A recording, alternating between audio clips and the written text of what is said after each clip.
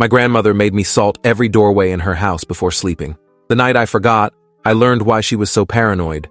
I was 17 when Grandma Cecilia died and left me her house in the will. Nobody else wanted it. My parents called it that creepy old place where Mom did her weird rituals, and my older brother Derek said he'd rather live in his car than spend one night under that roof. But I'd always loved visiting Grandma, loved the way she'd bake me cookies and tell me stories about the old country, even if some of those stories gave me nightmares. So when the lawyer read the will and everyone else declined, I said yes without hesitation. The house was mine, along with one very specific condition written in Grandma's shaky handwriting at the bottom of the document. Julian must continue the salt ritual every night without fail. Every doorway, every window, never forget, never question why. My parents had laughed nervously at that part.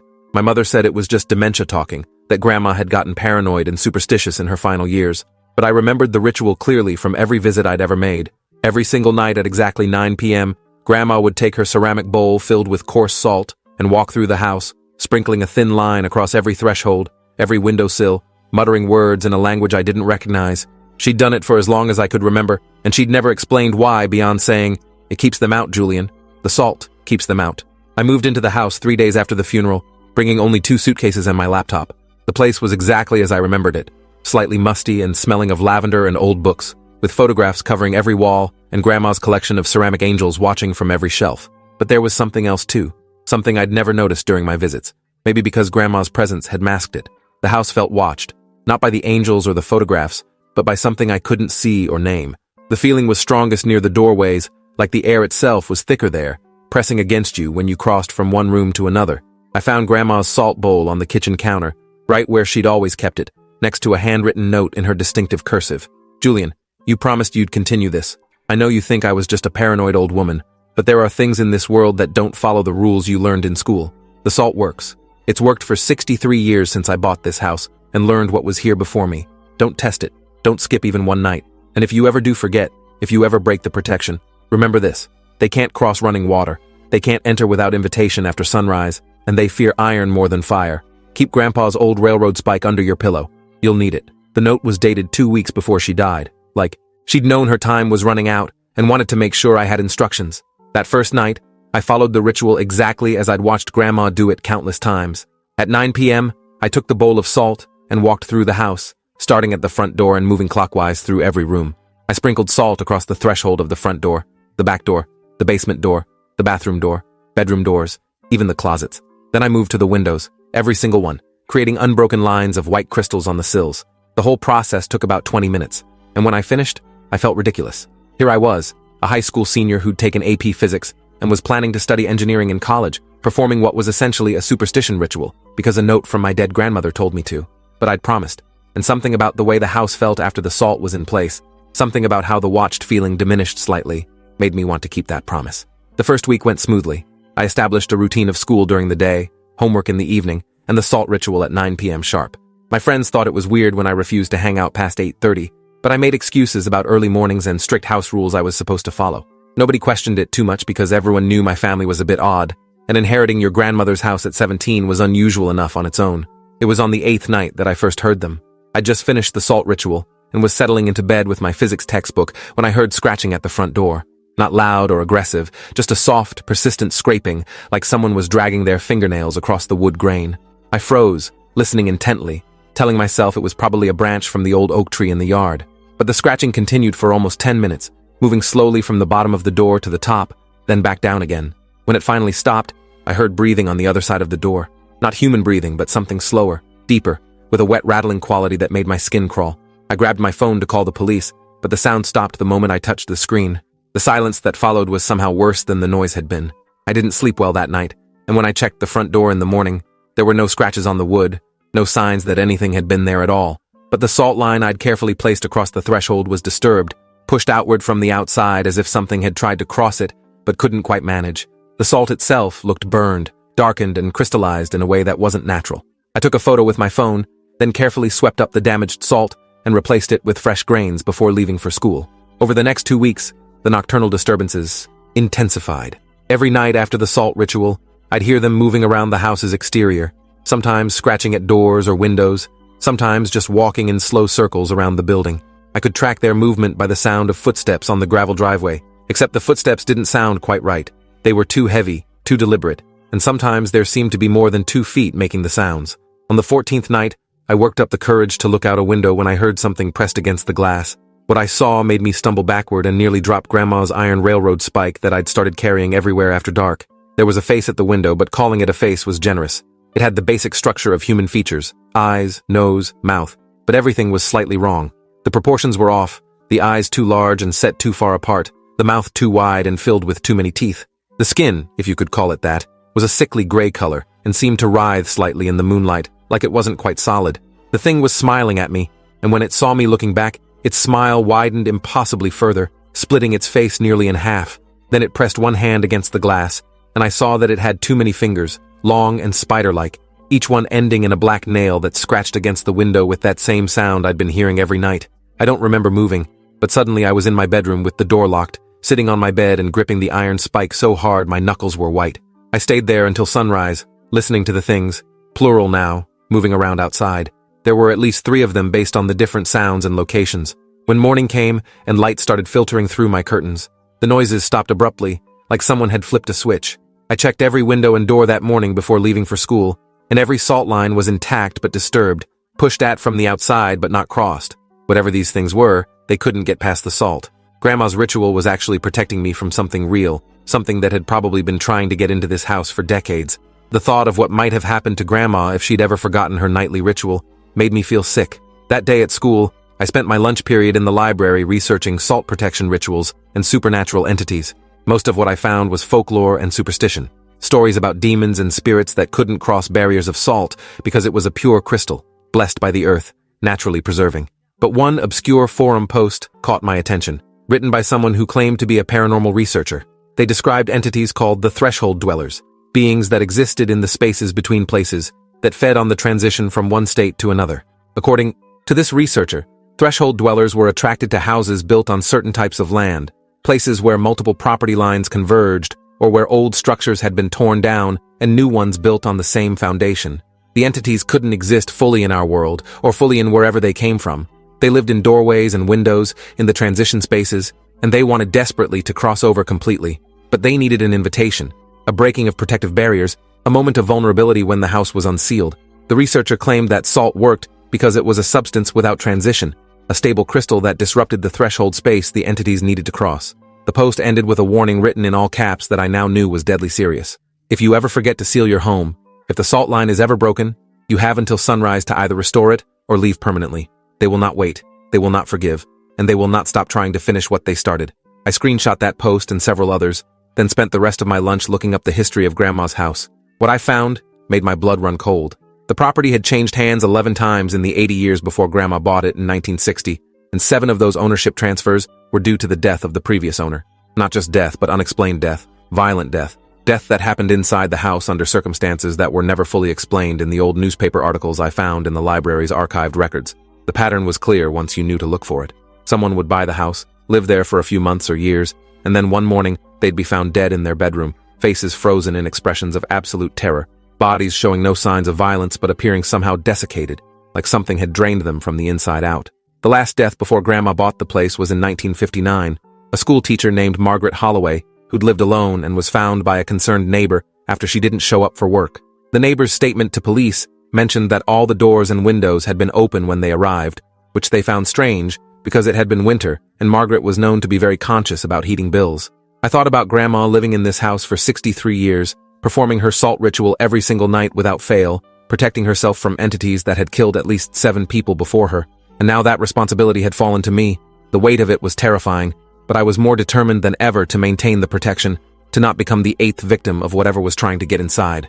That night, I performed the salt ritual with renewed focus, making absolutely sure every line was unbroken, every threshold perfectly sealed. I added extra salt to the window where I'd seen that face, and I placed Grandpa's iron railroad spike on my nightstand instead of under my pillow so I could grab it faster if needed. The scratching and walking sounds came again after dark, but I ignored them, focusing on my homework and trying to convince myself that as long as I followed Grandma's rules, I'd be safe. Days turned into weeks, and I fell into a rhythm. School, homework, salt ritual, sleep interrupted by nocturnal visitors that couldn't cross my protective barriers. My grades started slipping because I wasn't sleeping well, and my friends stopped inviting me to things because I was never available. But I was alive and unharmed, which was more than Margaret Holloway or any of the other previous owners could say. Then came the night I forgot. It was a Friday in late October, about 6 weeks after I'd moved in. I'd stayed late after school for a study group, working on a group project that was due Monday, and I didn't get home until almost 10 p.m. I was exhausted and distracted, thinking about the project and how much work we still had to do.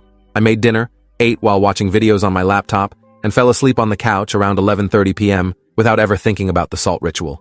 I woke up at 3:33 a.m. to the sound of my front door creaking open. Not violently, not forced, just slowly swinging inward like someone had gently turned the handle. I bolted upright on the couch, my heart already racing, and in that moment of confusion between sleep and waking, I realized with absolute horror what I'd done. I'd forgotten the salt. The doorways were unsealed, the windows were unprotected, and something was coming inside. I could hear it moving through the front hallway, that same 2 heavy footstep pattern I'd heard outside so many nights. But now it was inside, in my house, in my space. I grabbed my phone from the coffee table and turned on the flashlight, pointing it toward the hallway. The beam illuminated something standing just beyond the living room entrance, and my mind struggled to process what I was seeing. It was roughly human-shaped but wrong in every proportion. Too tall, maybe 7 feet, with limbs that were too long and seemed to have too many joints. The head was the worst part, though. That same face I'd seen at the window, but worse somehow. More detailed and more horrible up close. Its skin wasn't gray in the light, but a sickly translucent color that let me see the shapes of things moving underneath. Things that weren't organs or bones, but something else entirely. When my flashlight hit it, the thing didn't recoil or shield its 2 large eyes. Instead, it smiled that impossibly wide smile and took a step closer. I remembered Grandma's note suddenly, the instructions she'd left for exactly this situation. They can't cross running water. The bathroom was just down the hall behind me, and the house had old plumbing that made noise when you turned on the faucets. I ran, not looking back, hearing that thing's footsteps accelerating behind me with a clicking, sound like claws on hardwood. I slammed into the bathroom and immediately turned on both the sink and the bathtub, water rushing from both faucets. The thing appeared in the doorway behind me, reaching one of its 2 long arms toward me, but when its fingers got close to where water from the sink was splashing onto the floor and running toward the door, it jerked back like it had been burned. The arm retreated, and the thing stood there in the doorway, swaying slightly, that horrible smile never changing. It couldn't enter. The running water was creating a barrier it couldn't cross. I pressed myself against the far wall of the bathroom, next to the tub that was rapidly filling, and stared at the creature that was now trapped just outside the door. We stayed like that for what felt like hours, but was probably only 10 or 15 minutes. The thing didn't leave, just stood there watching me with those 2 large eyes, occasionally reaching toward the water barrier and pulling back when it got too close. I could hear other sounds now, more footsteps in other parts of the house. There were multiple entities inside, and they were searching. I pulled out my phone with shaking hands, thinking about calling someone, anyone, but who would believe me? Who would come help fight monsters that shouldn't exist? Instead, I did something that probably saved my life. I started Googling emergency salt rituals and banishment procedures on supernatural forums, looking for anything that might help me reclaim my house before sunrise. One post from the same researcher I'd found before had a procedure that seemed possible. If you forgot to seal your home and entities got inside, you could still force them out by creating a salt circle around yourself and using iron to mark symbols of banishment while speaking words in what the post called the old language, the tongue spoken before tongues existed. The post included phonetic spellings of the words and detailed drawings of the symbols, which I screenshot immediately. The only problem was that I needed salt and iron, and both were outside this bathroom. The salt bowl was in the kitchen, and the iron railroad spike was on my nightstand in the bedroom. I'd have to leave the water protection to retrieve them, which meant being vulnerable to whatever was out there. But I couldn't stay in this bathroom forever. The tub was nearly overflowing, and I didn't have infinite water pressure to maintain the barrier. At some point, I'd have to either act or wait for the things to find another way to get to me. I made my decision quickly before fear could paralyze me. I turned off the bathtub but left the sink running, grabbed the heaviest thing I could find in the bathroom, which was a metal plunger handle, and prepared to run. The thing in my doorway seemed to sense my intention because its smile widened even further, splitting its face so wide I could see that it had no throat behind those too many teeth, just an endless dark void. I counted to 3 in my head, then moved. I swung the plunger handle at the thing's head as I burst through the doorway, not expecting to hurt it, but hoping to surprise it enough to get past. The metal connected with something that felt like hitting cold jelly, and the creature recoiled just enough for me to slip past it into the hallway. I ran toward the kitchen, hearing multiple sets of those clicking footsteps converging behind me. I grabbed the salt bowl from the counter, nearly dropping it in my panic, and turned to see 3 of the things blocking the hallway behind me. They were moving slowly, deliberately, backing me toward the corner of the kitchen like predators who knew their prey was trapped. But I wasn't trapped yet. I poured a quick circle of salt on the kitchen floor, just big enough for me to stand in, and stepped inside. The creatures stopped at the edge of the salt circle, unwilling or unable to cross it, and I used that moment to catch my breath, and look at the symbols I'd screenshot on my phone. The symbols were geometric and complex, combinations of circles and lines and angles that hurt my eyes to look at for too long. According to the post, I needed to draw them in salt around my protective circle while speaking the banishment words. The problem was that drawing them would require me to break the circle, to put myself at risk again, unless I could use something with a longer reach.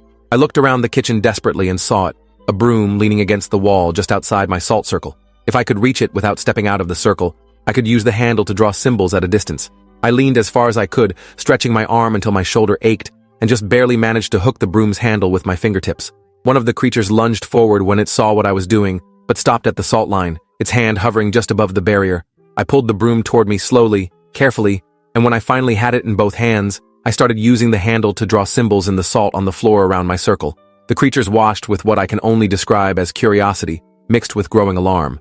As I drew each symbol and spoke the phonetic words from my phone screen, the entities began to change. Their forms became less solid, more translucent, like they were being pulled back toward whatever space they'd come from. The words tasted strange in my mouth, making my tongue feel thick and my teeth ache. They weren't sounds humans were meant to make, consonants that required clicking your throat in ways that shouldn't be possible, and vowels that you had to shape with your entire mouth cavity. But I kept speaking them, kept drawing the symbols, and the things kept fading. The one that had been at my bathroom door was the last to go, and as it disappeared, I could swear it spoke to me, not out loud, but directly into my mind, in a voice that sounded like wind through empty spaces. We were invited in by your forgetting. We will be invited again. You will forget again. They always do. Then it was gone. All three of them vanished like they'd never been there at all. But the house felt different now, violated in a way that had nothing to do with broken locks or forced entry. Something had crossed my threshold and touched my space, and I knew that feeling would never fully leave. I spent the rest of the night sitting in my salt circle, too terrified to move, too wired to sleep. When sunrise finally came and light began filtering through the kitchen window, I carefully stepped out of the circle and began the process of checking every room. The house was empty of visible entities, but I could see evidence of their presence everywhere. Wet footprints that weren't made by human feet tracked through the hallway and into several rooms. Deep scratches in the walls and floors that definitely hadn't been there before, made by something with claws or very long nails. And most disturbing, all the photographs on the walls now showed figures standing in the backgrounds that I didn't remember being there when the photos were taken. Shadowy shapes barely visible in the corners of images, watching the smiling people in the foreground with those two large eyes. I spent all of Saturday performing an intensive version of Grandma's salt ritual, not just sprinkling lines across thresholds, but pouring thick barriers that would take deliberate effort to cross. I salted every doorway, every window, and even the vents and air ducts. I went to 3 different stores and bought 50 pounds of salt total, using almost all of it to seal the house as thoroughly as possible. Then I went through the basement, which I'd been avoiding since moving in, looking for anything that might help me understand what I was dealing with. That's where I found Grandma's journals. They were stored in an old trunk underneath dusty boxes of Christmas decorations, 40 years worth of leather-bound notebooks documenting her experiences with the threshold dwellers. Each entry was dated and detailed, recording everything from minor disturbances to full manifestation attempts. I spent the rest of Saturday and all of Sunday reading them, learning the history of this house and the entities that had claimed it long before any human structure was built here.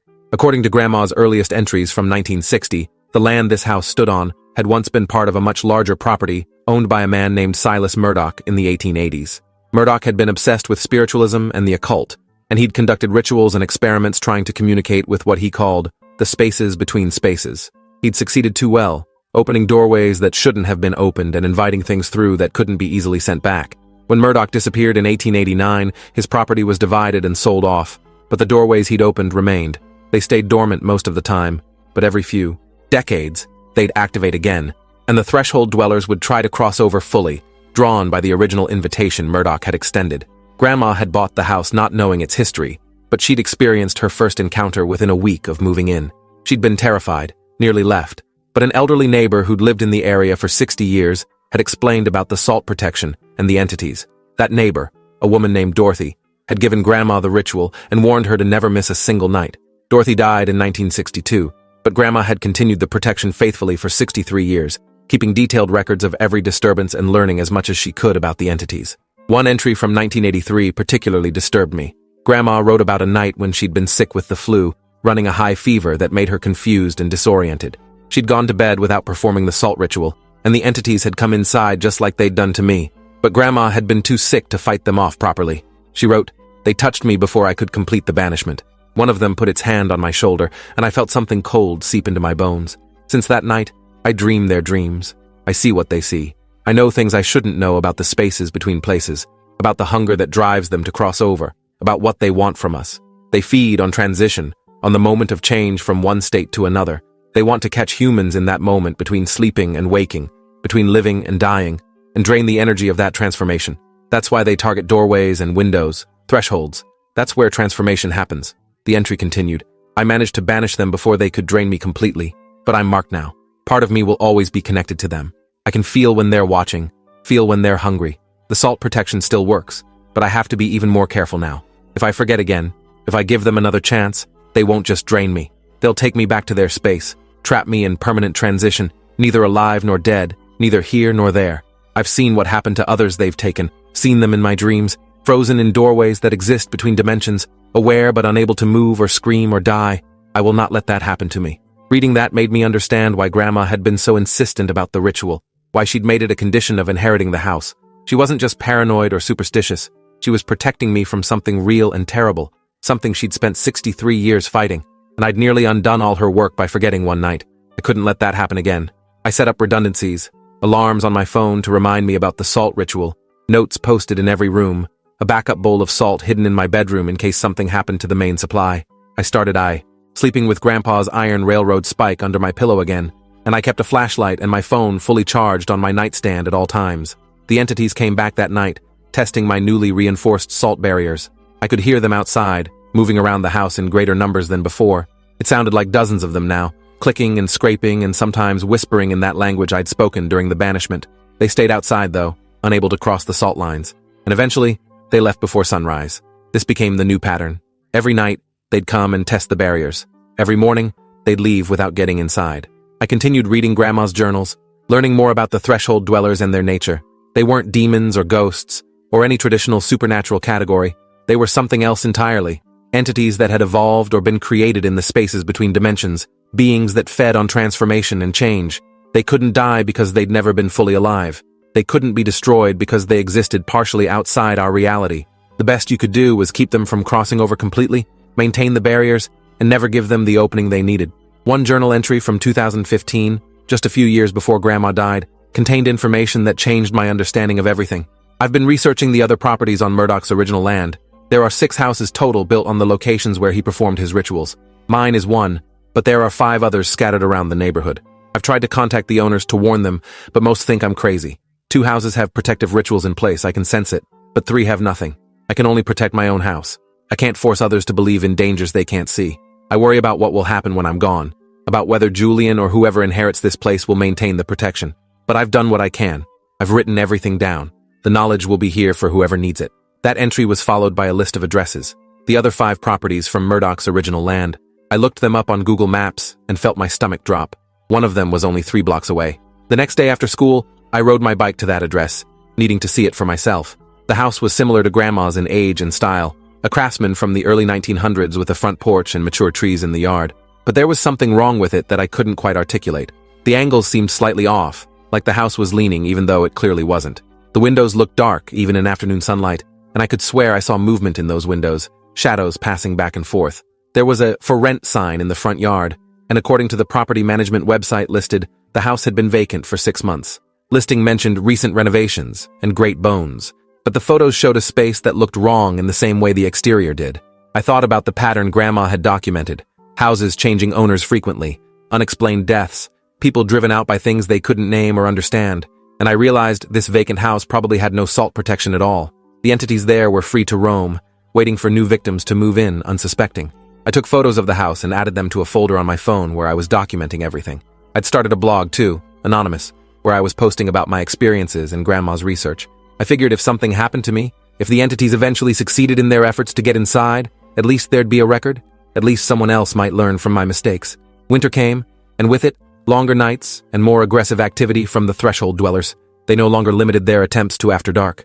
On overcast days when the sun was hidden by thick clouds, I'd sometimes see shadows moving past the windows, testing the barriers even in daylight. The scratching sounds became more insistent, and I started finding strange symbols drawn in the frost on my windows, symbols that matched the ones I'd used for banishment, but reversed, inverted. According to more research on those paranormal forms, inverted protection symbols were actually invitation symbols, ways of weakening barriers and drawing entities closer. Something was trying to counter my protection, possibly the entities themselves, learning and adapting. I spent a weekend making iron crosses from old railroad nails I bought at an antique store, following instructions from one of Grandma's journals. I placed these crosses above every doorway and window, adding an extra layer of protection beyond the salt. The iron hurt the entities more than the salt did, according to Grandma's notes. Salt prevented crossing, but iron caused actual pain or damage. The night after I installed the iron crosses, the entity's nightly visit was noticeably shorter and less aggressive. They stayed back from the house, maintaining more distance than before, and I actually got a full night's sleep for the first time in weeks. But the reprieve didn't last. Within a few days, they'd adapted again, finding new ways to press at my defenses without touching the iron directly. I'd wake up to find objects in my house moved, things from one room appearing in another, even though all my doors and windows remained sealed. At first I thought I was going crazy, misremembering where I'd left things, but then I set up my phone to record video overnight, and the footage confirmed my fears. Objects were moving on their own, sliding across floors and shelves, not being carried by anything visible but clearly being manipulated by something. The entities were finding ways to affect my space without physically crossing the threshold, reaching through somehow and exerting force from their side of the barrier. I consulted the forums again and learned about threshold bleeding, a phenomenon where the barrier between dimensions became thin enough that entities could exert limited influence without fully crossing. The solution was to reinforce not just the physical thresholds, but the conceptual ones, using symbols and rituals that strengthened the boundary itself. I spent an entire weekend performing a house blessing ritual I found in one of Grandma's later journals, burning sage in every room, speaking words of binding and protection, visualizing walls of light surrounding the property. It felt ridiculous doing it, my rational engineering-focused brain rebelling against what seemed like pure superstition. But I couldn't deny the results. After the blessing, the object movement stopped. The entity's nightly visits became less frequent and less aggressive, and I started sleeping better. The watched feeling that had been constant since moving in finally diminishing to a background awareness instead of a pressing dread. I made it through that winter and into spring without any major incidents. The salt ritual became as automatic as brushing my teeth, something I did without thinking about it consciously. I graduated high school and decided to attend the local community college instead of going away to university. I couldn't leave the house unprotected, couldn't let it sit empty and vulnerable. Grandma had protected this threshold for 63 years. Now it was my responsibility to continue that protection for however long I lived here.